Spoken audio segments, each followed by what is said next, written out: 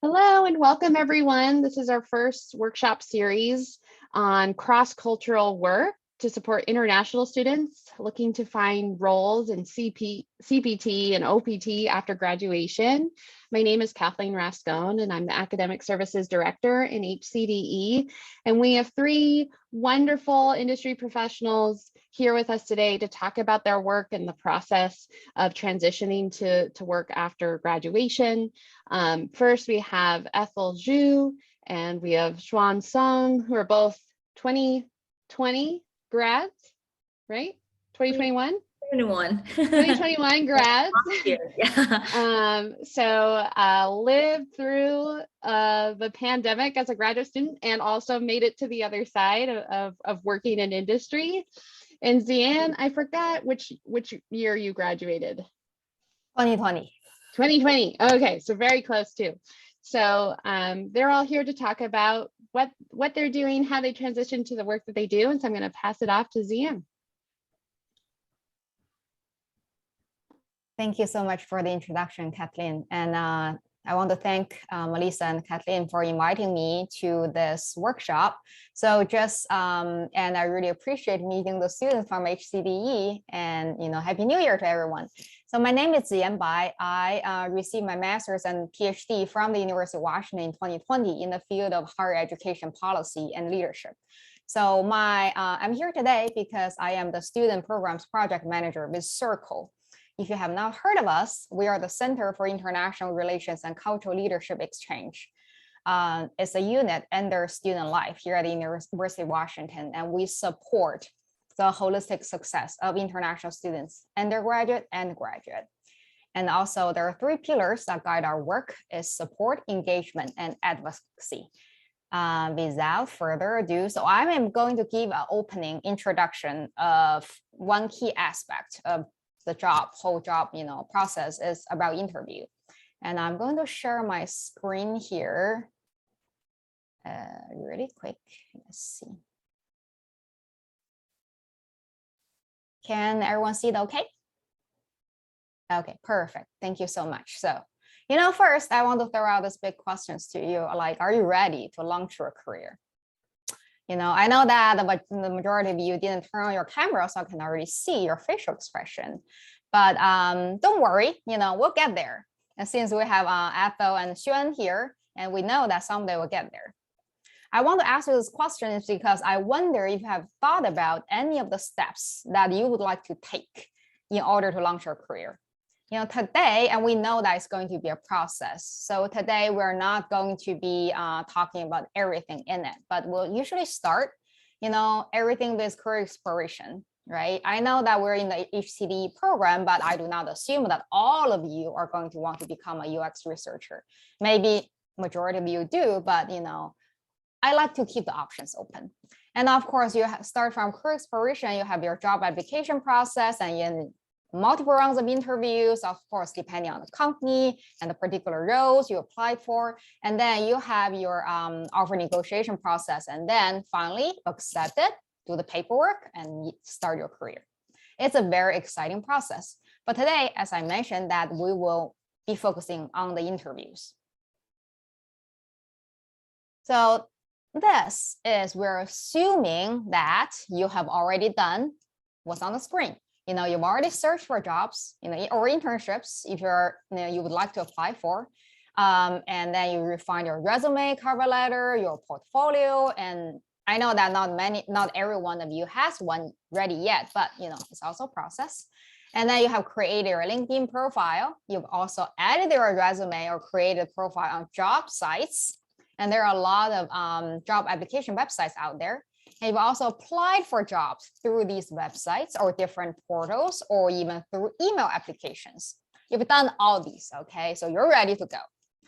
And then you wonder, so what to expect next, right? So you're sitting there and waiting and checking your emails constantly, especially since COVID hit us. Most likely what you're going to receive is, 50-50. You're either going to receive an email or sometimes even a phone call saying that, we're interested to talk to you about your credentials. And then we want to share more about this position with you. Would you be able to schedule something with us? So that's very common. And then it's usually the first round. So first round, that could be with a recruiter. There are many recruiters out there. Some of them work for specific companies. Some of them work for many companies to recruit similar roles. And then, or it could be with HR in a particular firm, HR member of the team. So, but your first round interview tends to be these days virtual or via phone call. So it's different. When it's virtual, they can actually see you. When it's during a phone call, you have to make sure your voice can actually convey more information than it actually is, right? So now, you've got your email and then you're start to get ready. And then of course, after first round, there will be second round, sometimes with a hiring manager, sometimes with the team. And then it might be a third round where you get to do some work. They'll need to ask you to do some hands-on work. In your field, it could be either you need to write some code or maybe you need to do the whiteboarding. And then they're going to test your problem solving skills. And then after that, there might be like a campus visit, depending on the company or not, or maybe they'll just make a decision and then you move on, right? So all these different types of interviews. So I would like to give you an overview of all kinds of different types of interviews, so you kind of get an overall understanding.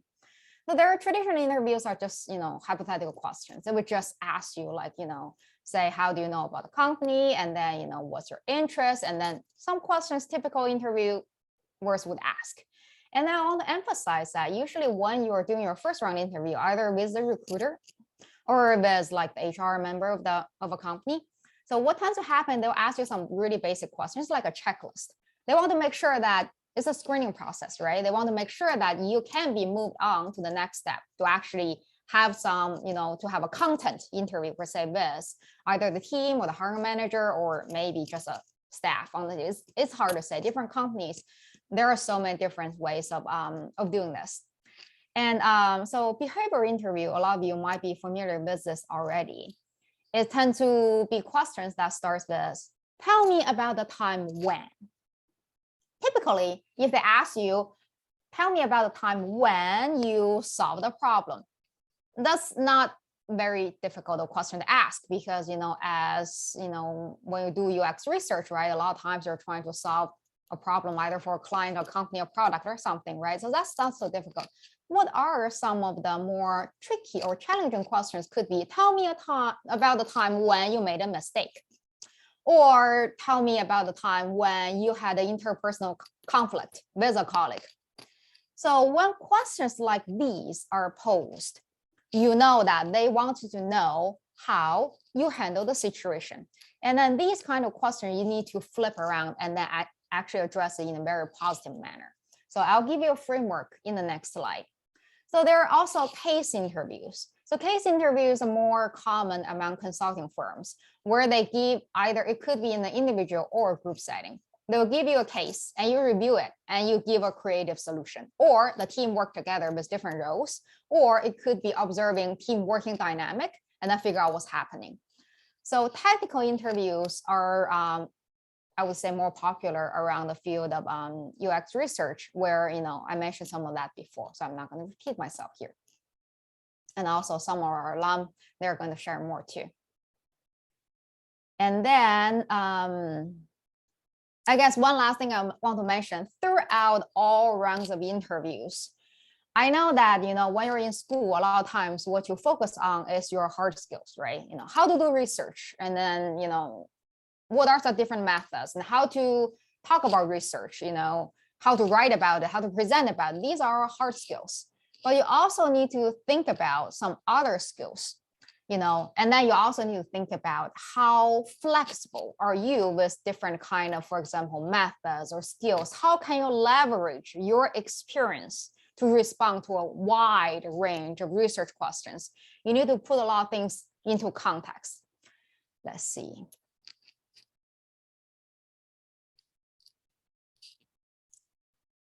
And so now I'm going to talk really briefly about some tips on successful interviews.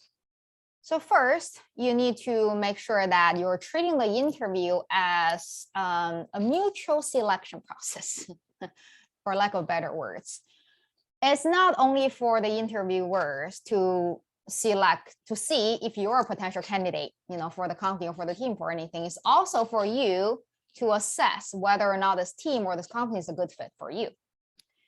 So what do you need to, so here are some tips. Again, first, it's very, very important to prepare. So in the preparation process, everything, most of the things are in the preparation process, right? The interview itself is not going to last too long, but I mean, unless you have a whole day of visit where you have to meet different stakeholders, do your presentations throughout the day, that's a little bit different. But initial stages, interviews are not going to last that long. So, but you need to put a substantial amount of work before the interview actually happens. So what do you need to prepare? So you need to do your research, about the company. So what happens is that, so if you ended up applying for all the same type of positions, you apply to 50 of, say, UX researcher positions. That's a little bit easier because most of them are going to require similar skills and ask you to demonstrate similar examples. That's actually a little bit easier.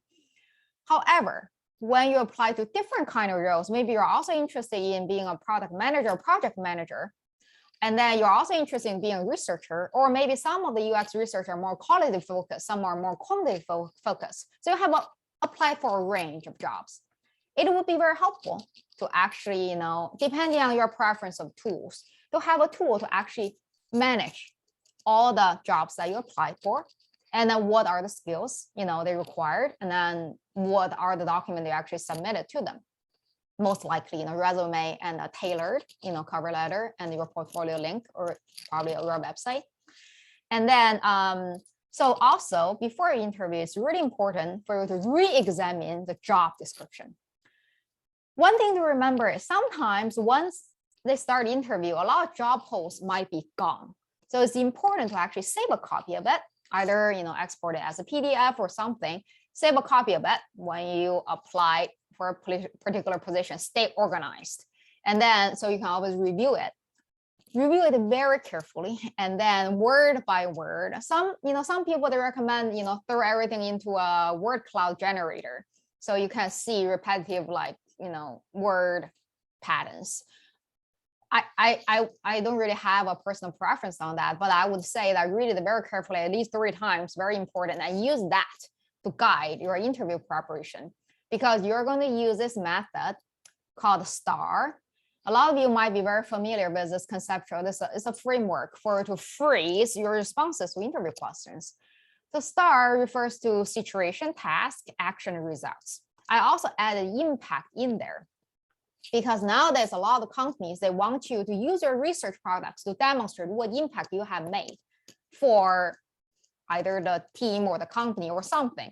Depending on the projects you have involved in, maybe some of them are just, class projects. Maybe some of them you worked with as a community partner, or maybe some of them are from your internship.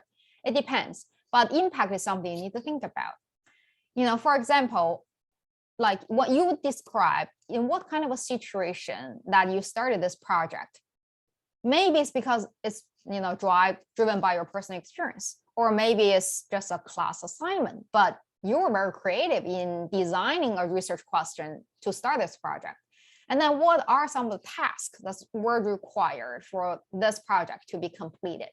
And then how did you carry out all the actions to complete the tasks that were required? And then what were the results? Most often the results are going to be measured in numbers. Say maybe you increase the visit, say you were, redeveloping a web page. And then so you increase like the visits, the number of visits to the web page per day by 20%. Maybe before only, 10 people would visit the website every day. Now 12 people, right? So that's results. However, that does not necessarily demonstrate impact. When you think about impact, you need to be a little bit more creative in the way you try to frame it.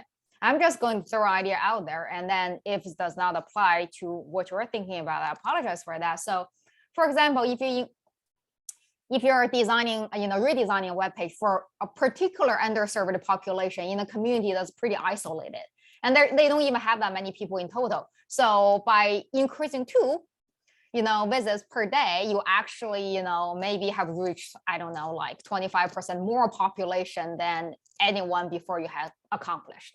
That means, you expanded the visibility of the website, and you disseminate the knowledge and things like that. So you need to be a little bit more creative when you think about the impact. And the last thing about the preparation is question to ask. If you have read anything about interview, you probably know that at the end of the interview, typically you'll get an opportunity to ask some questions. There are two ways to approach it. So one is usually at the beginning of the interview, especially after pass the first round, if you meet with a hiring manager or any team members, they will give you an overview of this position. And they will tell you something about this company. And they might even tell you what are the next steps if you successfully pass that round of interview. It varies, but the bare minimum, they will talk about the company and the position. And you can always ask your questions about this company and the position at the beginning of the interview. So you can make it into a conversation. However, if that's not how it's structured, because sometimes it can be structured in a very prescribed way that you can always ask your questions at the very end. They will give you an opportunity for that. However, even if you're looking at the clock and it's running out of time, you schedule for half an hour, it's already at the 31 minutes, and then you can still ask. You can still say that, can I still ask some questions because I would like to know, if they are really short on time, they might tell you to email them the questions, but usually when they schedule interviews, they're going to have like a little bit break time in between, especially after first rounds. First round, it could be pretty tight, but usually after first round, it shouldn't be. And then, the second one is about practice. Practice is extremely important. So we all know that talking about yourself is not necessarily the easiest thing to do. And then trying to talk about the strength of yourself sometimes could be a very daunting experience for a lot of students. So you need to make sure that you feel comfortable talking about it. If you know your interview is going to be virtual, you can just turn on Zoom, turn on the camera, and you can record yourself talking about it. And then, of course, you've already prepared all the things you're going to talk about. For example, any projects that you include in your portfolio, most likely they're going to ask you something about that. And then, for example, what would be, so one typical question, every single interview they will probably ask you is why you're interested in the job, or why do you think you're a good fit for the position, right? These are kind of questions you prepare ahead of time. So at the time that you're going to be ready to talk about it. And then the more you practice, the more natural it becomes. And then I also want to emphasize that besides all the hard skills you learn from school, based on Indeed.com, there are also 10 more most sought after employability skills that employers are all after. And these are more like what we call like soft skills, like communication, like leadership, interpersonal skills, management skills, organizational skills. And then are you open-minded? Are you open to learning? Are you adaptable? So all these skills, you can find them online, and then make sure you actually, when you talk about any of your project experience, you have ways of including these skills. So that way that the employer, the interviewer know that you're more well-rounded. You're not only like, work, and then you also know, say, how to work with a team, especially a lot of UX research requires you to work with the people where you can get your research insights from. You also need to collaborate with other team members if it's like a larger project. Yeah, and the last one is more, straightforward. A lot of you are probably very familiar. You need to arrive. So punctuality, not only on time, usually before. So you need to be ready in case, something, maybe there's a change of interview site, especially when you're going in person, maybe it's traffic or anything, you need to take those into account. There's dress code. And then be formal. It's always better to dress up than dress down. And then follow up is something that there's like a little bit debate out there. So I think in general, the idea is that following up is not going to necessarily deduct any points from your interview if you've already done that. And then, but is it going to, they say that it's just, it's either going to be positive or it's going to be neutral. So it's better to follow up, especially following up when there were like one question during the interview, you felt like you didn't address it well enough. So you will have an opportunity to actually elaborate a little bit more when you follow up. or you can actually follow up on some points that were discussed during the interview. You're like, oh, that was a really good, thing that we discussed. And then I read a little bit more about it. I learned a little bit more about it, and then I find this and that. And now, of course, express your enthusiasm, right, in your email, and then be grateful and thank them for taking their time and everything. So to wrap this up, I just want to close with this, some communication etiquette. I think I'm actually not sure. I'm not really looking at the chat right now, so I apologize for that. But we'll have Q&A. If any questions were posted in the chat, I'll read it later, and apologize for that. So in general, the communication you can so before and after the interview. So you need to be responsive. When you receive an email request, receive a phone call, you need to be responsive. You let them know as soon as possible. Usually, especially when they schedule first round interview with many people, it tends to it's better that you respond soon enough. Sometimes they have a very tight deadline before they schedule it. And then, or sometimes they ask you to select a time slot. That's when you actually want to make sure that you select a time where you can feel you're the most productive and energetic to actually talk about yourself and your work. You need to be concise and clear. And this applies to both during the interview and before and after the interview. For one is you do not repeat yourself a lot. That's why you need to practice, right? So that you're not constantly, especially when you get a little nervous, you tend to be just paraphrasing what you just said. And then you need to be very clear about what kind of message you're conveying. And sometimes, not all interviews going to work out, especially it's your first or second interview. Sometimes it tends to be a lot. So if you receive if you follow up and then they told you, oh, we didn't really move you on to the next round of interview, yeah, it's usually pretty important to write back. And then, thank them for their time. And if there's any possibility that they could give you any feedback on your interview or your application. And then, you look forward to crossing paths with them later. Because I just say that I know there are a lot of UX researchers out there, but, this particular field, I would say there's a lot of opportunities. Maybe later you'll be jumping around to different companies, or maybe you'll be collaborating with others on the project or something. So it's just, in the US, we want to say that you don't want to burn any bridges, right? So being grateful is really important. Of course, I understand and they understand. You definitely feel like, frustrated, disappointed, all these kind of feelings. But you also need to be grateful in the situations. So during the interview, of course, virtual or in person, you need to maintain eye contact and you need to smile. So because smiling can help you relax your facial muscle as well. So you don't look too tense, and that can help you actually relax as well. You need to be honest and be yourself. That's something about when there's like a question you don't know how to answer. Sometimes the way to handle it is not, okay, two ways.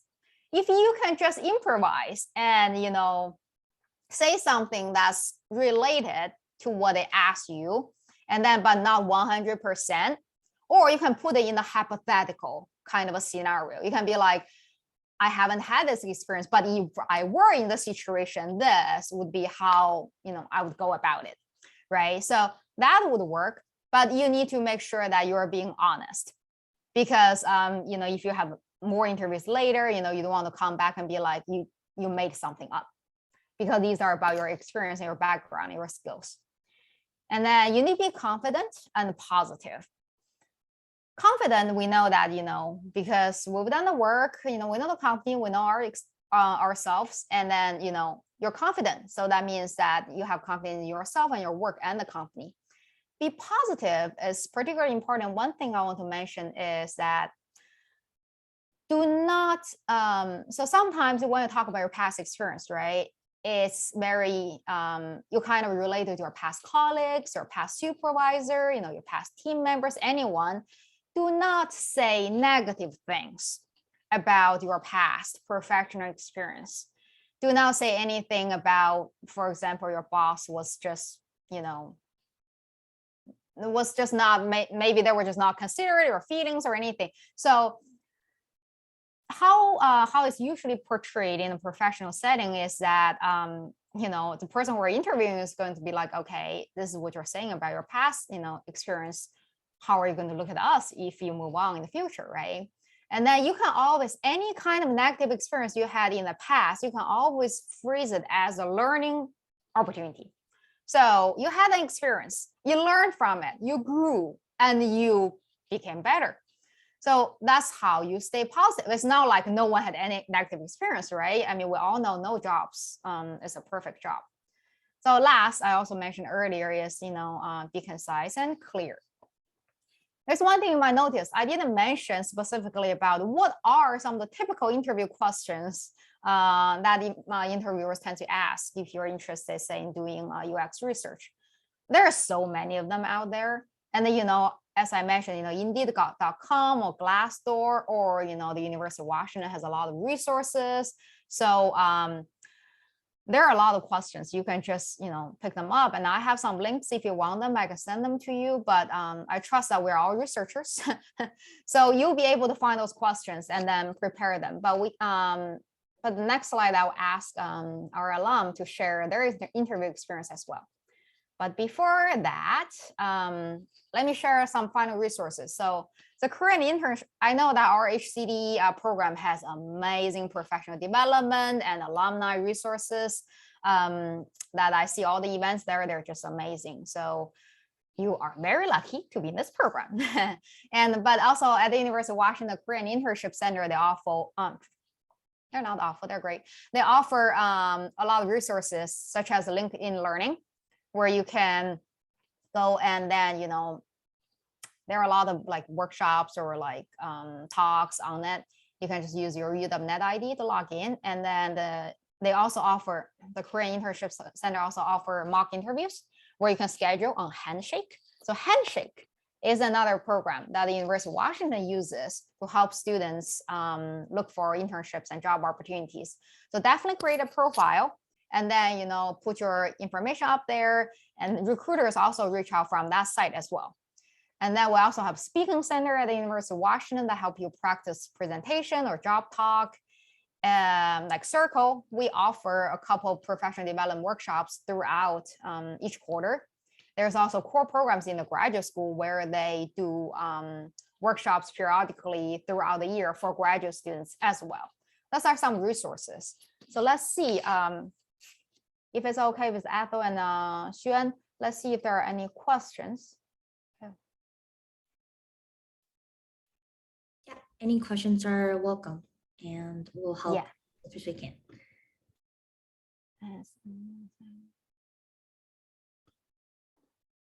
I just had one wonderful presentation, Ziyan. Thank you.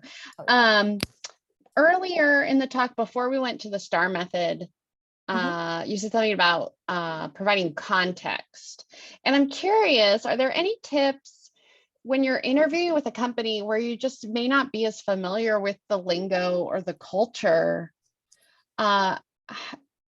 How do you handle that? How do you try to sound like you do belong there and you already understand the culture if you can't really figure it out from the online materials?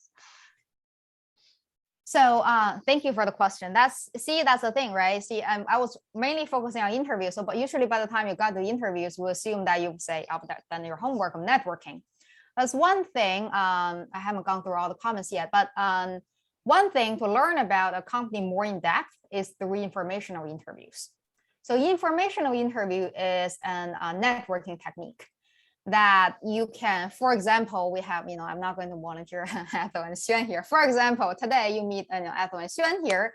And then after this workshop, you can reach out and be like, oh, Xuan or Ethel, I would like to learn more about what you do. And then, what it's like to work for Microsoft. And then do you have 20 minutes so we can talk about it? And then they're going to be like, sure, let's find a time and talk about it. They might say no. Okay. I'm just joking. And then that's when you can actually learn more about a particular organization. Also, I have to say that, Microsoft is a very large company, really depending on the team you are on. And, it could vary. The experience could vary. They can definitely speak more on that. Sometimes the company you're interested in could be much smaller. Maybe they only have 50 people. and the culture could be totally different. You can totally adopt the same strategy. Either identify UW alum. If there's no one's there, go to LinkedIn.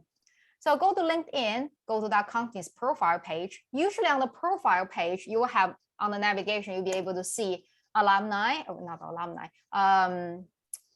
people who work there. I think it's called people. And then you'll also be able to see what are some of the posts that the company have posted.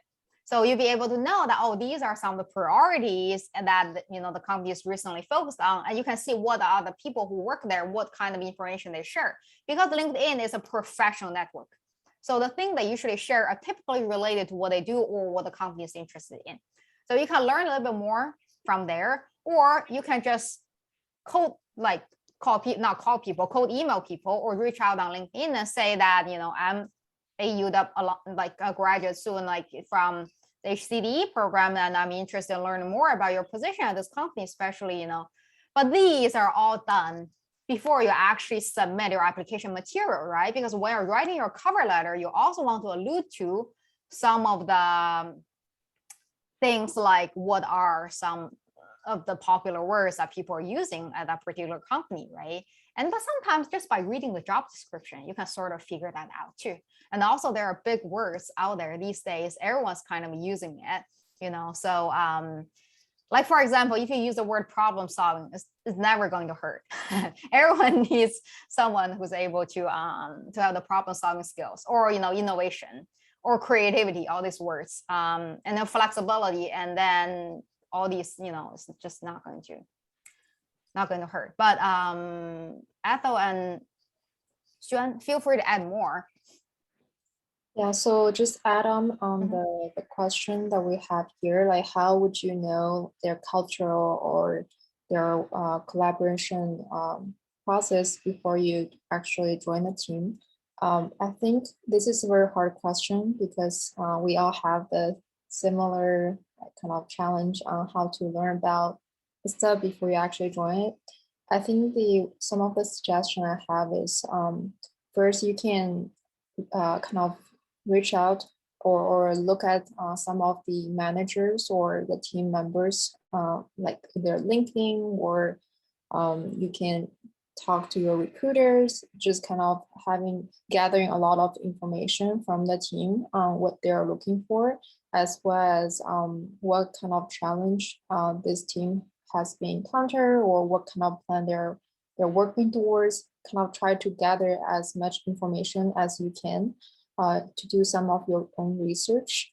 But no matter how much research you do, there will be a chance that something you just can't know for sure.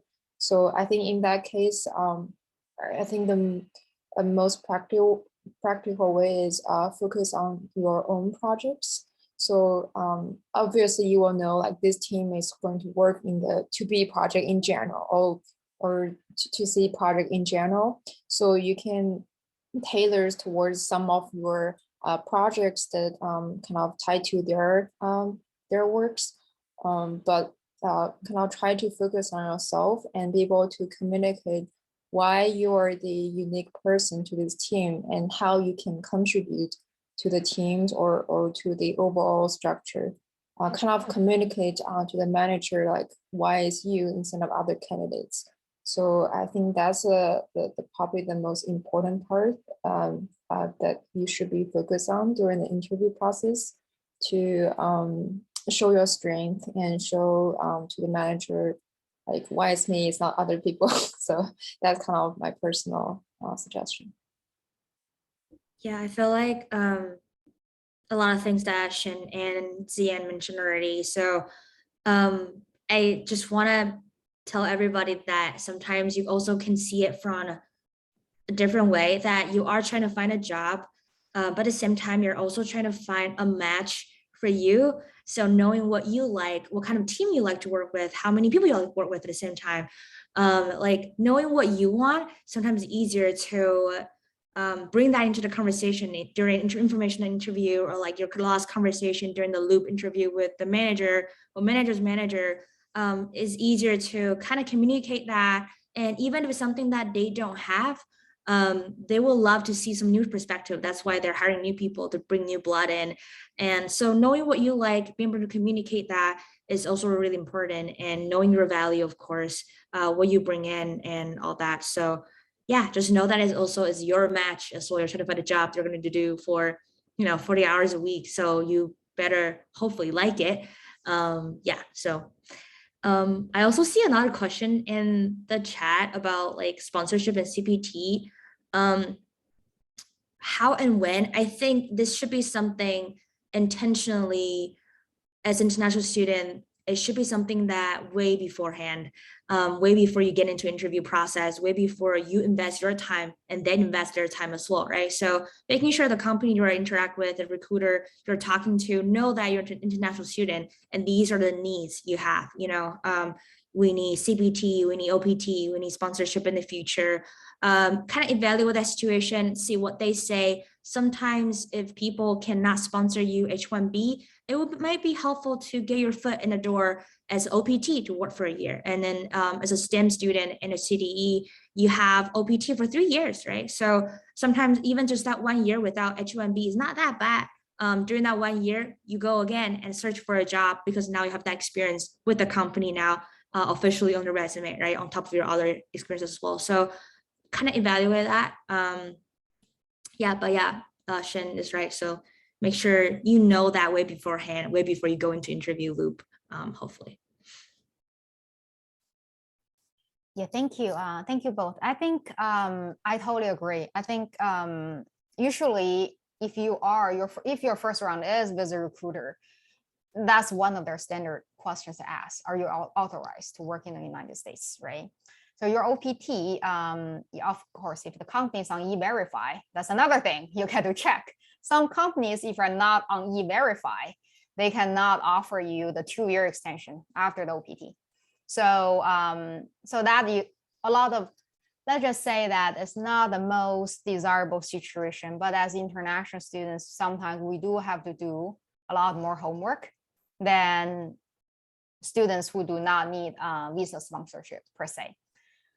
In terms of, so sometimes if they do not ask this question at the beginning, and then you have a sense that there's a chance, because some companies, they do it on a case-by-case basis.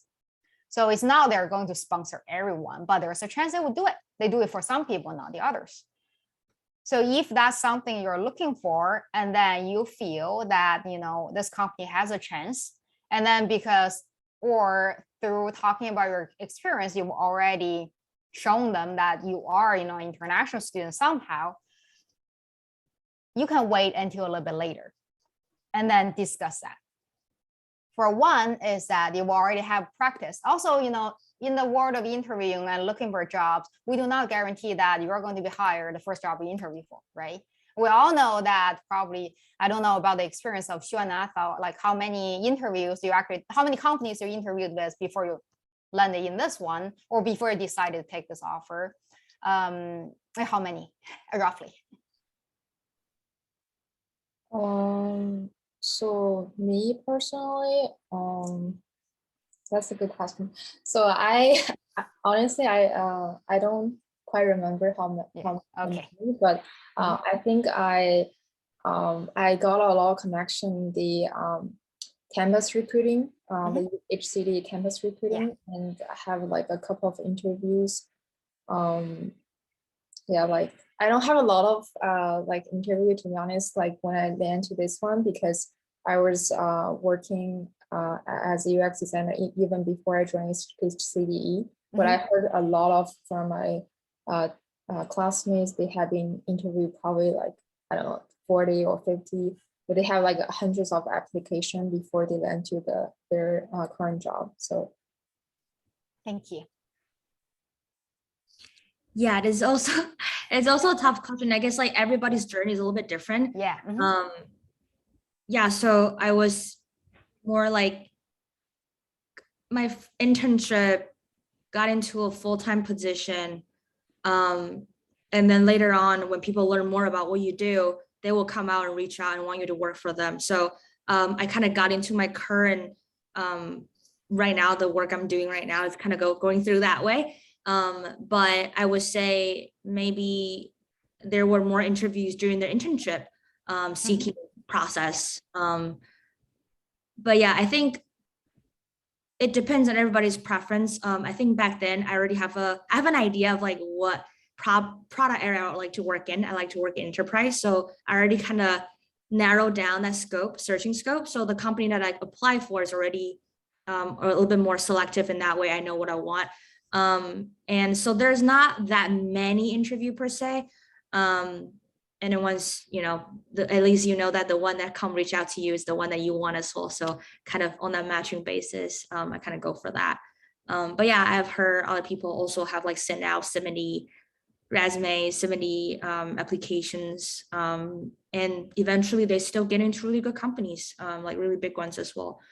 So sometimes it doesn't really matter how many you send out. It's just a matter of like when you get it, how do you seize that chance and opportunities to showcase your work? Yeah, definitely. I really appreciate that you two mentioned that, you know, everyone's journey is going to be a little different, right? You know, also our interaction with this particular company or particular recruiter or interviewers are going to be different as well. But of course, if every one of you can get a job offer, you know, when you're interviewing for your first job, that is great. But the vast majority of us still need to go through several rounds. So there's always, there's like a saying in the career coaching world is that you do not want your first interview to be with your dream job, because there's a process to practice this, you know, how do you better present yourself as a professional, you know? So, so there's just a lot of, there's just a lot of that. Sorry, I was just reading the comments. Mm-hmm. Yeah, I think, yeah, I interviewed for Microsoft when I was trying to do the summer internship, and at the same time was interviewing other company as well.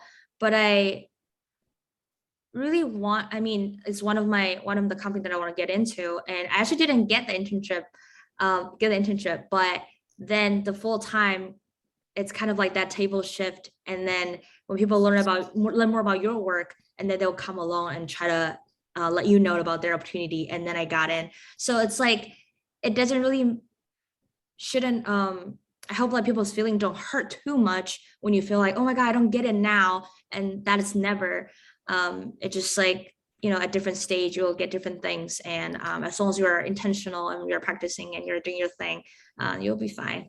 Yeah. Also want to add on the interview process. I remember I have been doing like a lot of interviews when I graduated from my undergrad, trying to kind of land to like my dream company at that time. And I have been spending like the whole year. I mean, I have job around that time working in an agency. But I have been spending a lot of time doing the interviews, and all the interviews I have been went through. Basically, either either like the company culture doesn't fit, or at that time my project wasn't really I guess consolidated enough, or there's just a lot of like the downside moment around that time. And then I felt like I remember like I have been doing a long time, and then suddenly there's a one time there's one alumni reach out to me from LinkedIn, and then she told me that her team is currently hiring a internship at Cisco. And then I was just very casually saying, oh yeah, I'm interested in like, let's have a chat. Like, it's just like very like a very kind of a casual conversation with alumni or with people I know in a network.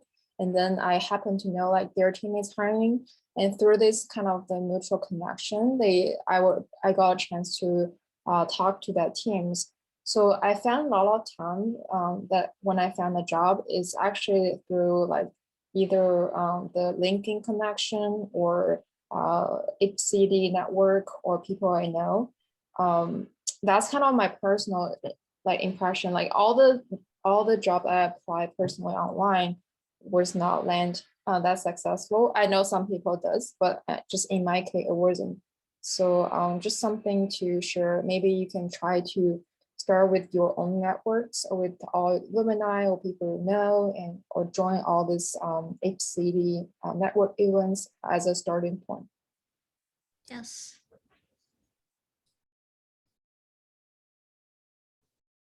I agree. I guess I will. So Kathleen, shall I turn it back to you? See if you have more questions. Yeah, definitely. Mhm. I mean, this is the time for the students. We have 9 minutes left. So I want to make sure all of your questions get addressed about the job interview process. This is a chance to talk to some alums about what it's like. Feel free to hop on the mic and just ask your questions directly.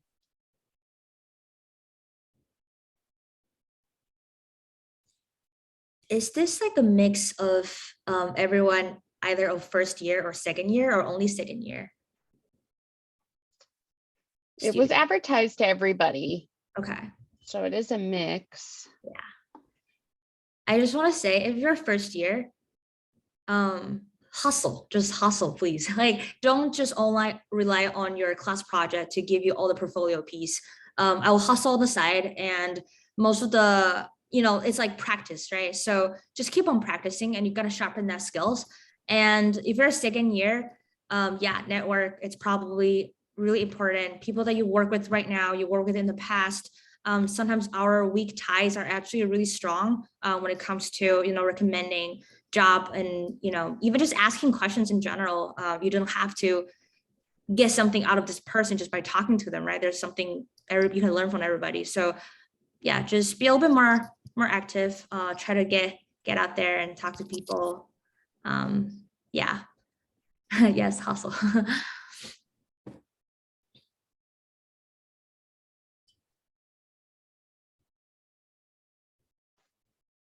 Don Lee?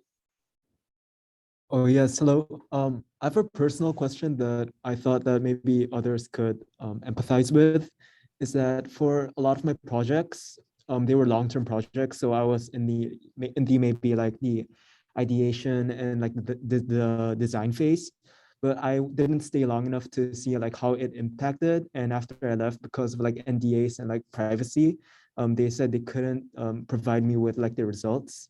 And they were like, I did some background research and I saw like kind of like some people, they just put numbers, but then they did put a disclaimer that said, oh, these are not the actual numbers. Whereas I guess on the other cases that perhaps I can't really explain the impact that my project had. So did you have any thoughts on this or experiences with this? Go ahead. Go ahead. No, I was just gonna say,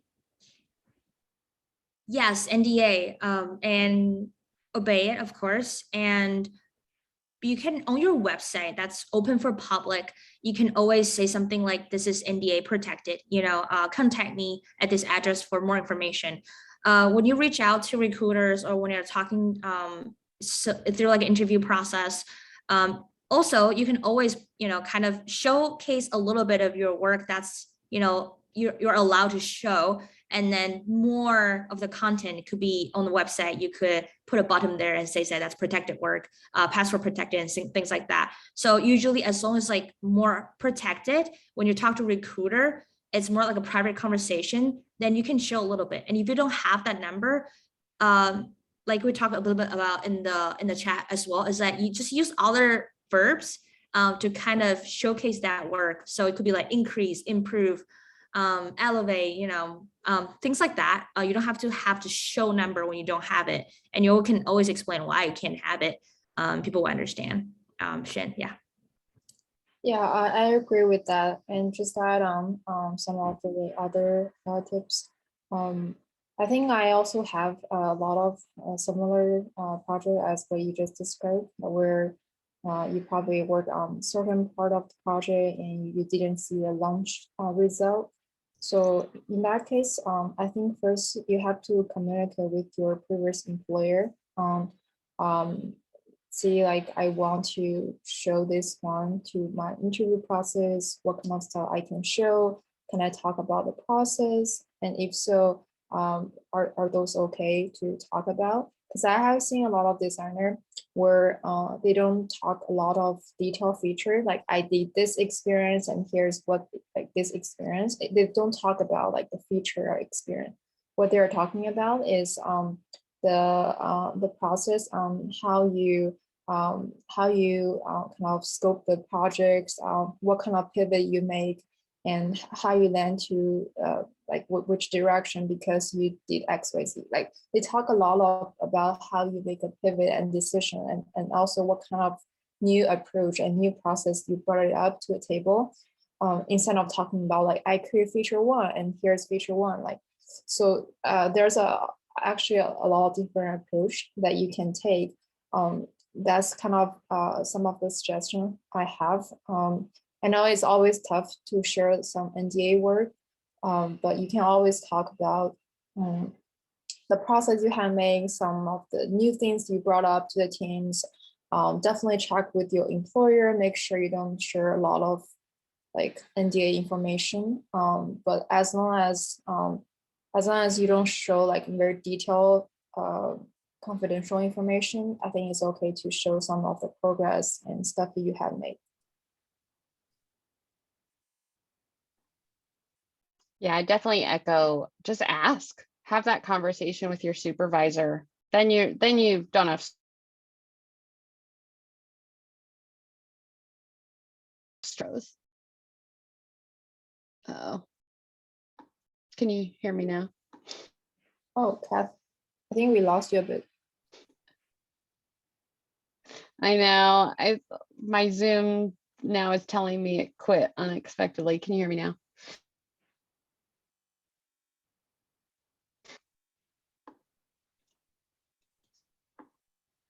I think we still cannot hear you. But I think I see another hands raised. I can hear you, Kathleen, if people can hear me. Yeah, I think she's frozen again. Yeah, for me, if you have a question, you can just speak up. Hi, thank you so much for helpful presentation. When we were asked if we have any questions at the end of the interview or portfolio review session, would asking feedback on the interviews or portfolio presentation be reasonable? I understand we should ask questions about positions and themes to show our curiosity, but I just wondered if I could use the opportunity to learn about how I can improve presentation about ourselves during the interviews. That's an interesting question. So if I understood you correctly, we're thinking that can you use the time at the end of the interview to ask questions about how to improve your interview? Okay. I just wonder if I can ask how our presentation or interview was, because I understand that we have a great chance to get a offer at the end, but we want to use the opportunity to grow and learn from the interviews. So I see. So if you want to get some, so usually you would ask for feedback if they, if when you follow up, they told you that they didn't move you on to the next, stage of the interview. That's when you can ask for feedback. However, I don't know about Ethel and Xuan's experience. Most of the time, they don't necessarily tell you. And then that's just, and sometimes they do. Especially if you get to a pretty late stage and then you're one out of the two and they decided not to hire you, they would give you some feedback. And then others are not. However, if you do want to get some feedback for your interview, as I mentioned earlier, right, you can always sign up for a mock interview with the career coaches at the Career Internship Center, or you can even practice interview with your classmates. You can interview each other just to practice and get some feedback. That work too. I don't know if Melissa or Kathleen offer, if the department offers any services like that. You can schedule a meeting with someone to practice. Yeah, I wouldn't use the formal interview time to ask questions. That sounds more like a individual effort that you should make to seek for feedback about your portfolio, about your interview process on outside of it. Usually during a formal interview, you should use that time to get to know your teamwork a little bit, know your team a bit more, know the people you might work with a little bit more. So that's tied to that position. If you want feedback about your interview, it should be a separate time out of that. You can always reach out to your hiring manager in your after the interview. And regardless whether you get a position or not, it could simply be like a mentoring in your head, mentoring session with him and with he or she to ask for some feedback or other people as well. But yeah, I wouldn't use that formal interview time for those kind of questions.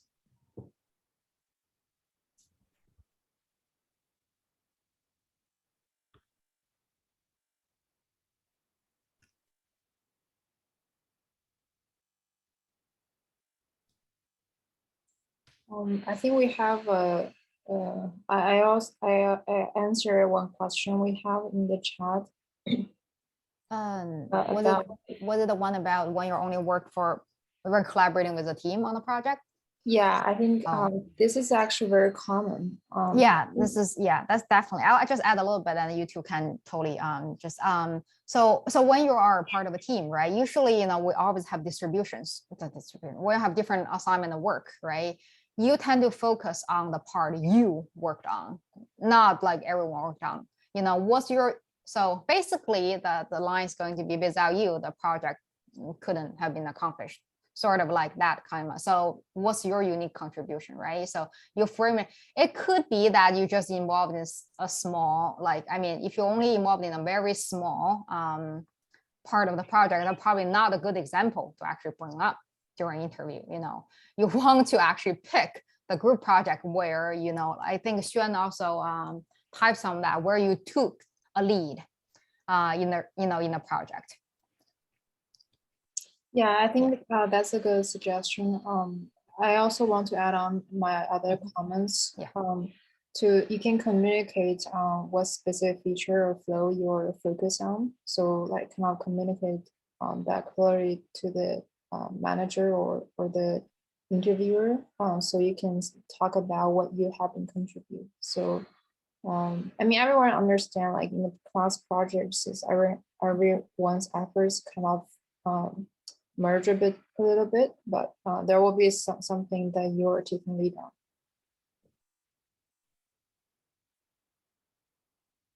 Yep. Awesome. Well, it's 6:03, so I want to be cognizant of everybody's time. Thank you so much to our presenters. This is a wonderful conversation that I know will be ongoing through your entire time in the program. Later this quarter, we will be doing a specific presentation for international students. We do it every winter quarter, and we talk about second quarter workload, the CPT process, the internship credits you have to register for. So we'll deep dive into some of those logistical things for students that are heading into their second year. And GSA usually offers some presentations that support second year students who are getting ready for graduation. And so we can continue this conversation. But a lot of this stuff also will be touched on in the other series that we're doing the rest of the quarter. So definitely sign up for those if you're interested or have more questions about specifically doing the interviews or portfolios or whiteboarding, things like that. Any final words of advice from our presenters before we sign off?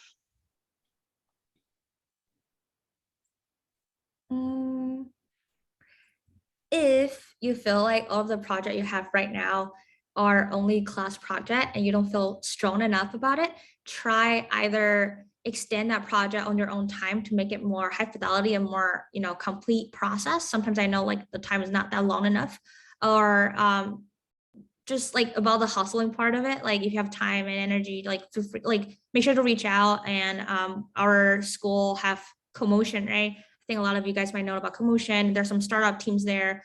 Who to reach out and we seek opportunities to practice and help out on their team, stuff like that. There are also nonprofits. You can always volunteer some short-term project work for nonprofits, anywhere you can to get your experience in. And if you're a second year, just make sure to hone in, design your portfolio and design the time when you present as well. Always make sure just like 40-45 minutes, leave time for people to ask questions. So you're not over time and you feel like you don't have enough time to interact with the people who are listening in. And in terms of international student aspect of stuff, prepare your OPT, like get familiar with the OPT process a couple months before you graduate for sure. A lot of people always like kind of rush at the end and realize they don't have the things they need. So yeah, get a little bit over ahead of that. Never hurt.